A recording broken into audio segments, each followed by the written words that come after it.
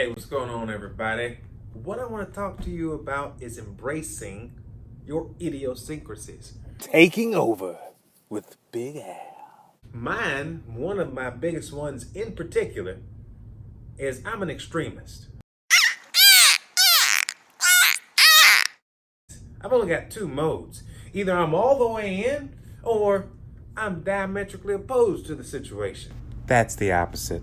We look at our idiosyncrasies and think that, hey, guess what? I've got to conform to the norm, and I've got to make sure that I cast that aside and be more traditional and conservative and square and so forth in order to be accepted in the business community, or to get the client that I want, or some other high level position that I'm going after. But what I'm here to tell you is you got to embrace the difference, embrace that idiosyncrasy, embrace who you are, love who you are, and I'm telling you, it's going to get you ahead. A lot of times, people that have this same mindset that I do, they say, hey, well, I've got an addictive personality, which could lead me down some pretty bad roads. And we all know somebody with an addiction. However, so long as you put the proper parameters and boundaries in place and have accountability partners in place to keep you on the straight and narrow path, you can really use this thing to your advantage. Yes, this type of personality has a million different disadvantages, but it's got at least 10 million advantages to it.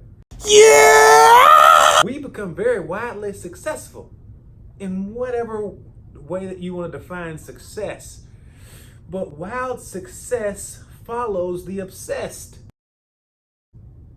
I just don't know that many people that casually, lackadaisically gallivants down the road of success.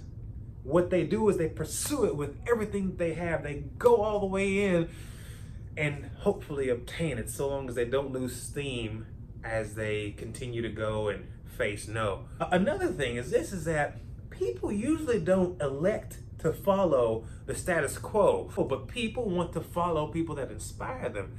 And oftentimes those that inspire them are those that are extreme, that do things that nobody else does, that charges towards the danger instead of sprinting away like everyone else.